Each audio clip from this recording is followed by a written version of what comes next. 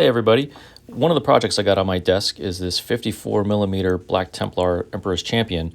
I'm converting this from the old Artemis model. It's from the Inquisitor range that came out back in the early 2000s. He's a Deathwatch Space Marine, and I'm converting him into an Emperor's Champion. In the description below, there's a link to my blog where you can follow along with my weekly progress. I thought I'd record a video about how I sculpted the black sword because I'm basically going to be building it up from scratch. I swapped the sword into his opposite hand, and I'm using the original blade as the armature that I'm going to sculpt over top of. So what I did was drill the hole into the length of the blade, and then I used guitar wire to form the hilt and the pin going into the sword. The sword slides over top of that, and then I used brown stuff modeling putty to fill in the missing gap between the blade and the hand.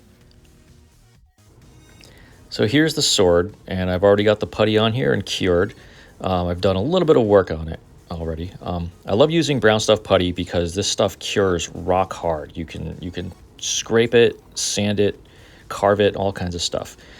And what I've done here is just use my X-Acto knife to scrape the edges even with the metal blade that's on there, and scrape off some of the thickness of it to bring it down to the same thickness as the metal piece. In addition to the brown stuff modeling putty, here's a look at some of the other tools that I'll be using. I've got a collection here. These are my go-to tools. My main one is a curved blade. This is good for making cuts and smoothing over surfaces. It's also got a spatula for pressing putty into position. I've got a pointer tool, which is good for poking things and making small holes. And then I've got some clay shapers. These are extra firm clay shapers. One of them has a chisel edge, an angle chisel, and the other one is a round tapered point. And then another one I have is just an X-Acto knife that I've sanded and filed to get rid of the bevel on the edge and get rid of the sharpness of it. So this is a nice plain straight edge tool with a fine detail point on the end of it. And if you're doing any type of sculpting at all, I recommend picking up some just plain old chapstick. This is great for keeping putty from sticking to your tools or your fingers while you're working. Just take a little bit of it, stick it on the back of your thumb, and that way, while you're sculpting, you can occasionally run your sculpting tool through the chapstick to get it a little greasy, get some on your fingers too. This is perfect. I've seen people recommend water or Vaseline. Water doesn't work. Vaseline is too greasy and has to be washed off. Chapstick is perfect, and it basically evaporates after you're finished. It magically goes away on its own. You don't have any messy cleanup afterwards.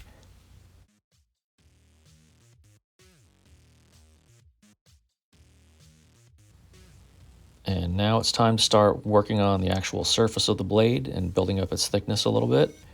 And to do that, I'm taking equal parts of brown and white, and I'm going to knead those together into a nice uniform smooth brown color until all the white streaks disappear. And I'm just eyeballing the amount that I need, looking at about how long. I'm going to do one side of the blade at a time, so this is about enough putty to cover one whole side.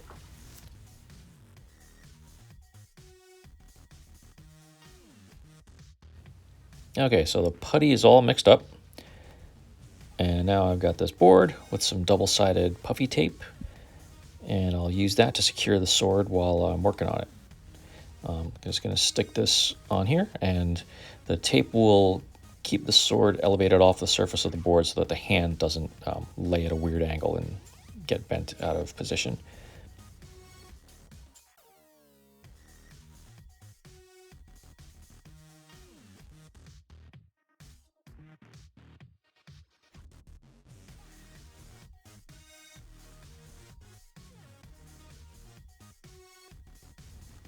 So I'm smoothing the putty over the length of the entire sword, making sure that I cover the edges completely. And then I'm just going to use my fingers to build up a little bit of a ridge in the center.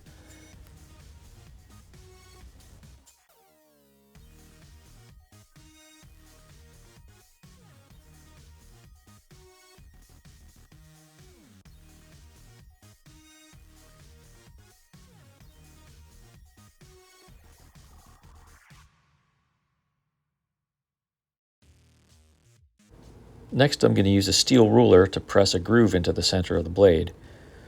I'll run a little bit of chapstick along the edge of the ruler so that it doesn't stick to the putty. And then I'm going to make sure it's lined up with the center line of the sword and press that in very gently.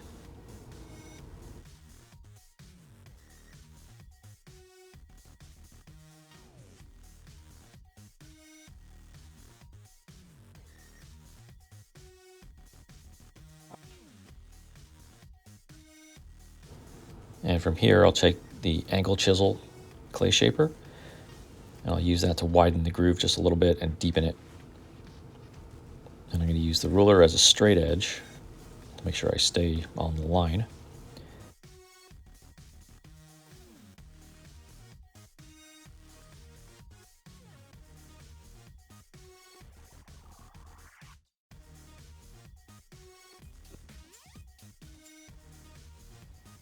I'm not quite happy with how this turned out. It's a little bit too wide, so what I'm going to do is pinch it shut. I'm not going to completely smooth over it, just close it up a little bit, smooth over the sides some, and then I'll go back in with the clay shaper and see if I can get a better groove.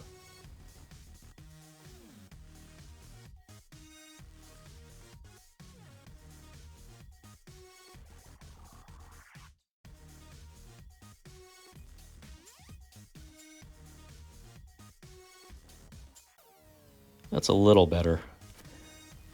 I'm going to go back in with the clay shaper and deepen the groove a bit.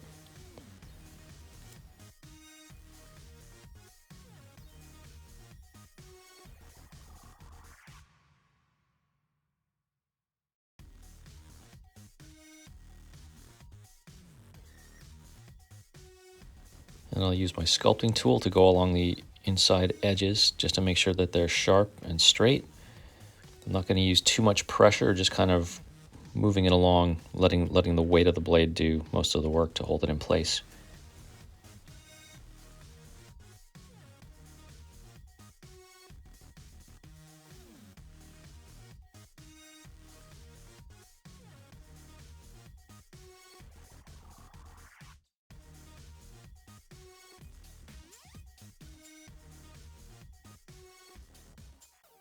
All right, I think that's pretty good. So what I'm going to do now is put this under a heat lamp so that the putty can fully cure, and then I'll add more putty to the opposite side, score the groove into that, and cook that half so I'll have a fully cured sword.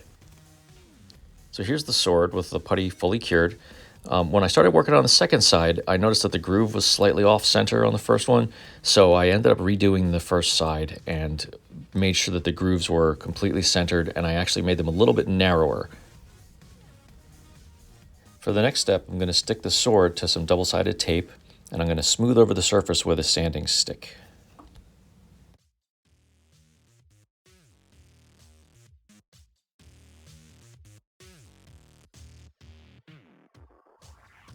You can buy sanding sticks at your local hobby shop.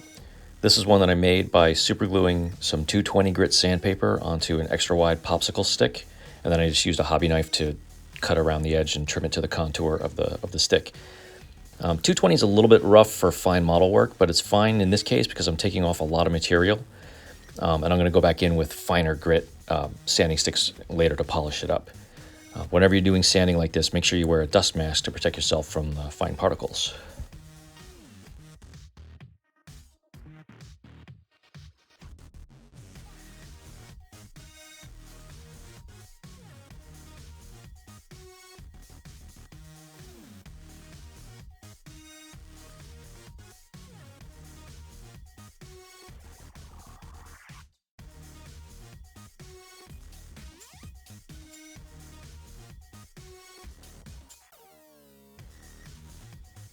The goal here is to create a smooth, even surface along the center of the blade. And once I'm satisfied with one side, I'm going to pop it off the tape, flip it over, and do the opposite side.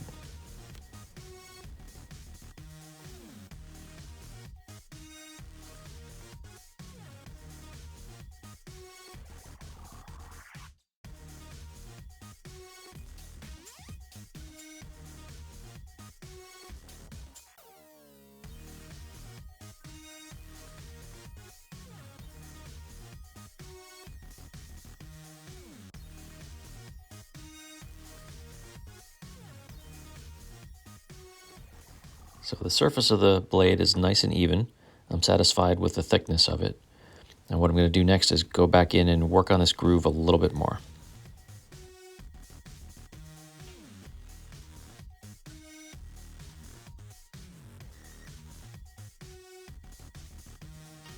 To make the groove a little bit wider and deeper, I'm going to use a metal hook that I have. This is a clay sculpting tool. I just bought this at an art store. I don't know what this tool is actually called, but it's got sharp hooks on either end, and I'm just going to use those to sort of lay them into the groove and gently pull along the length. And the sides of this hook are going to scrape the edges and make the groove a little bit wider, a little bit deeper.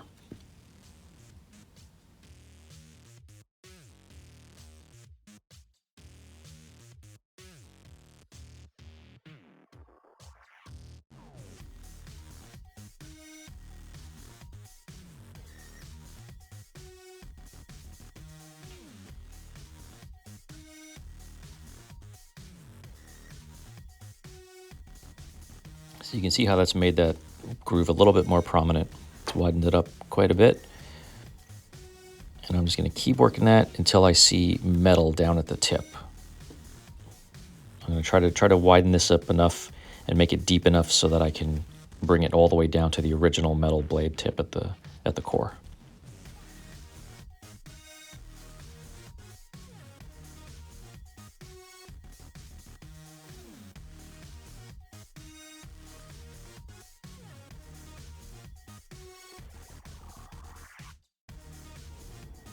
At the base here, I'm not concerning myself with it being absolutely perfect. I'm going to end up having the skull and the cross guard over top of this, so it's not a big issue that it's absolutely perfect all the way to the bottom.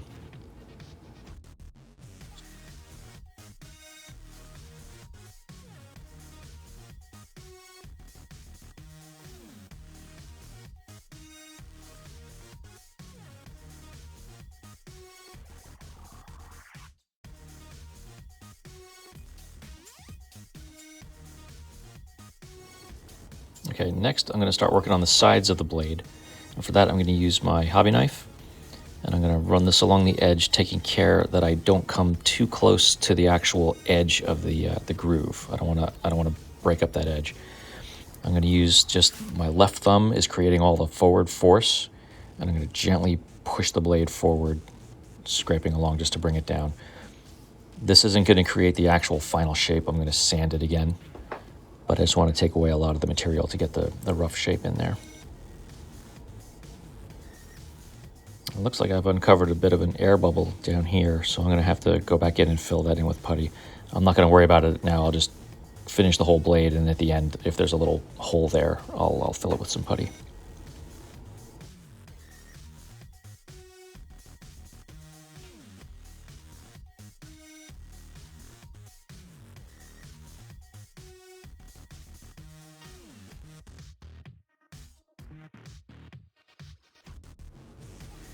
Looks like there's a lot of air bubbles on this side.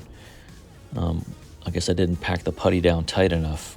When you put it under the heat lamp to cook it, any air bubbles will expand from the heat. So what ends up happening is you end up with a spongy looking appearance to your putty. Not that it's soft, but it's pockmarked with air bubbles. So again, that's not a big issue. I'll just cover this up with some filler once I finish everything up.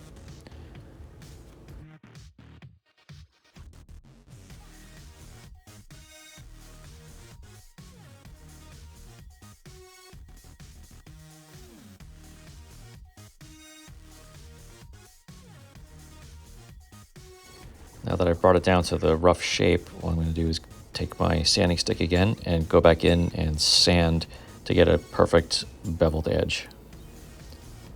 And I've added a little bit of water. I've got a wet paper towel here, and by adding water to the sanding stick, you can help minimize the amount of dust. And it makes it easier to clean it up without getting a big pile of dust everywhere.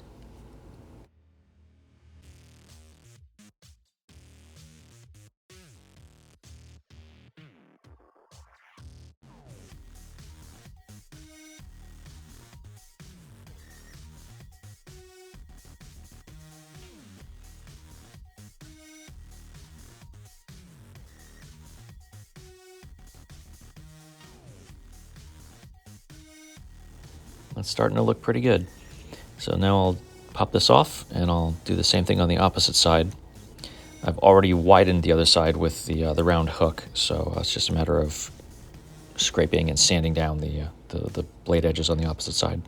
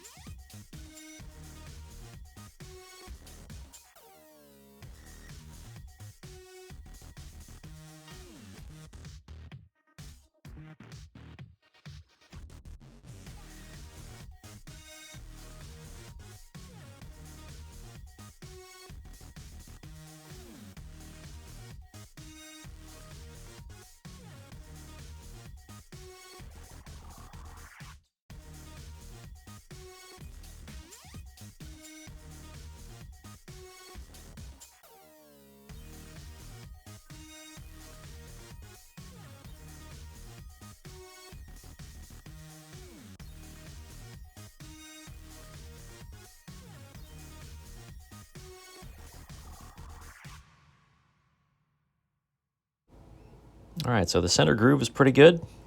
It's consistent and even on both sides. I've got the bevel in a shape that I'm happy with. Now what I'm going to do next is go along the edges with my knife and make sure those are straight and even. And then I have to work on the bottom portion of the blade. Okay, to shape the edge, I'm going to start at the tip, and I'm going to use my sanding stick again and just sand the edges. And I'm going to take this down until I reveal the metal of the original blade tip that's at the core of this. And following the metal will allow me to make sure that the blade is consistent and even on both sides.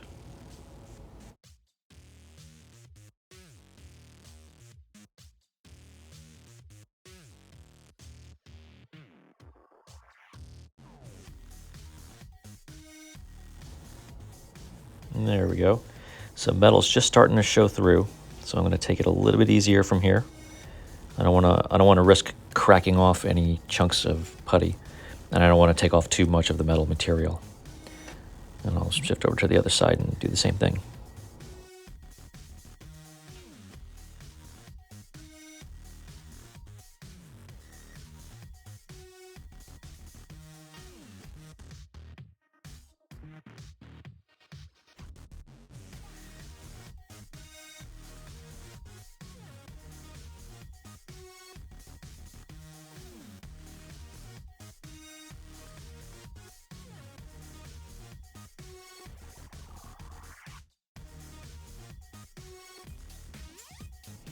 Now, I'm making sure that the curve is even on both sides. It looks pretty good. I think this edge might be a little bit high, so I'll bring down a little more material on that. And that should pretty much do it.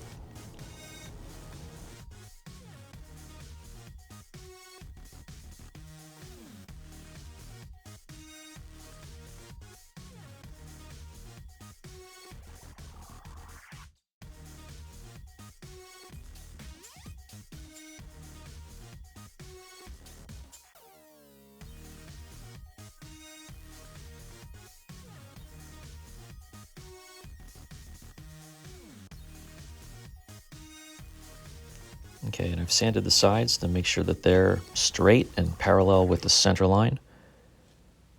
And I'm going to just double check to make sure that the distance from the center line to the edge of the blade is the same on both sides, or at least pretty close. I don't have calipers, so I just use my knife. Just put my thumbnail on there, measure from the edge of the blade to the inside, and then check that measurement with the other side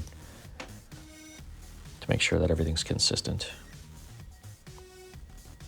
And it looks like it's pretty close. Close enough for me anyway.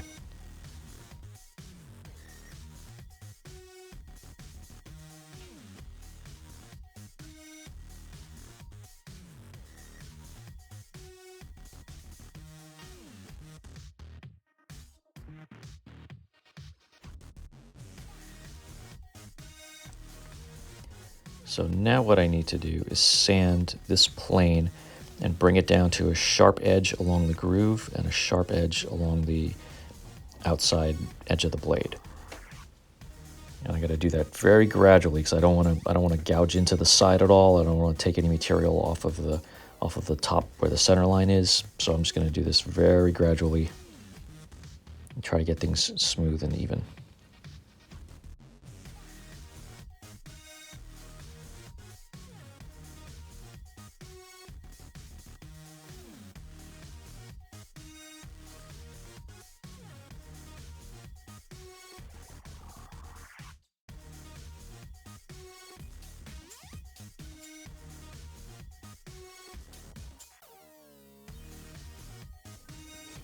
Whenever I'm sanding a smooth surface like this, one of the tricks that I use is I'll hold the blade at an angle and look down the blade, and I'll have a light over here somewhere so that the glare from the light shines along the blade, and that'll help eliminate any imperfections. If it looks nice and shiny, smooth, you're fine. Otherwise, you have to go back in and do a little bit more sanding. It's hard to convey that on camera because I'd have to have a light shining right into the camera, and you wouldn't really be able to see it.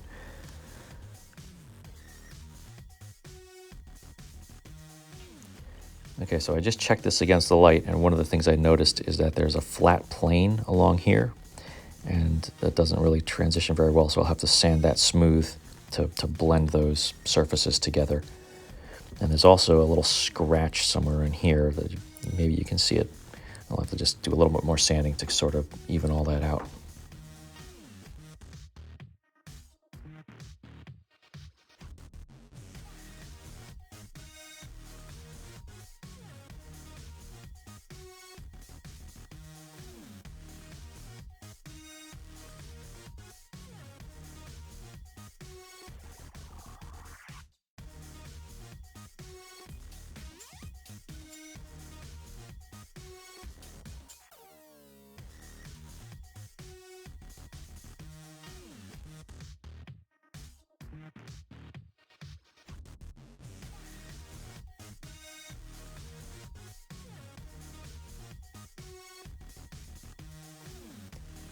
And you can see this even without the light. There's a plane here and then another plane up here, and I need to blend those together.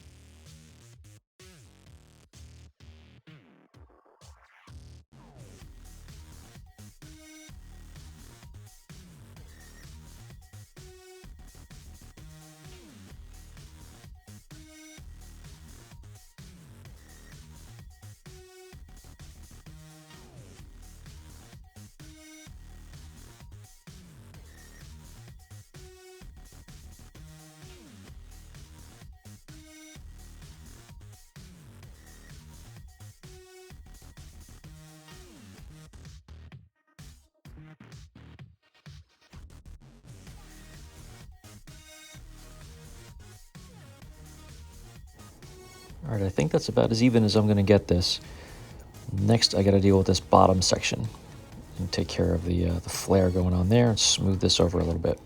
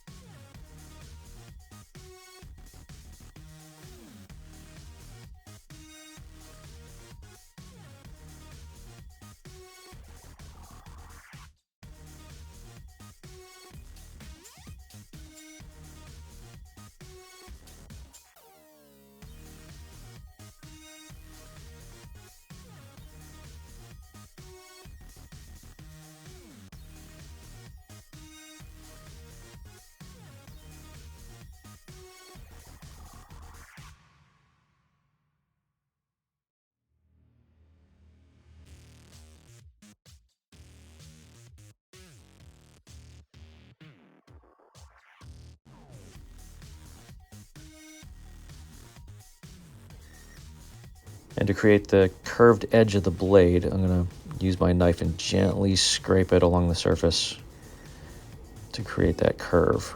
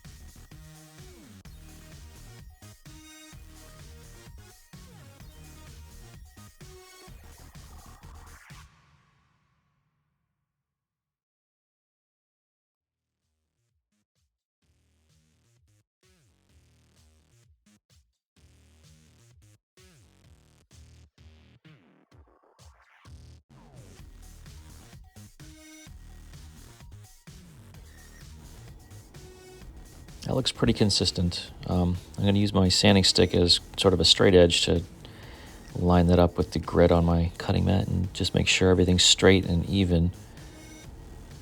It looks pretty close. I think the left side needs to come down a little bit more.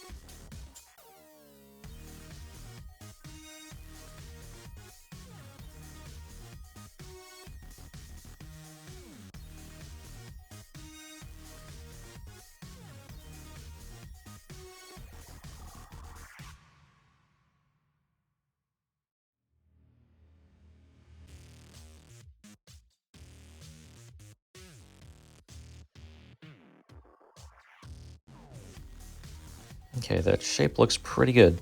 Everything looks even. Now I just have to go over it with a finer grit sanding stick.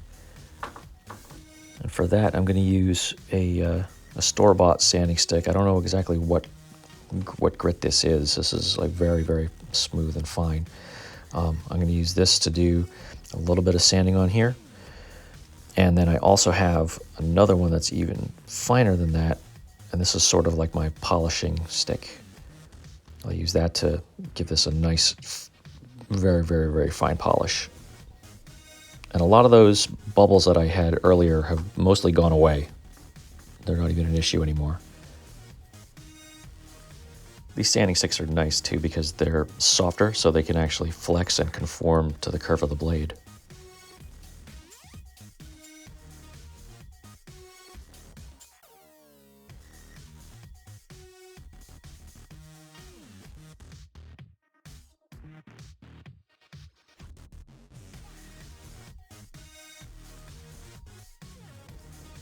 Okay, so here's the sword with everything smoothed over and polished.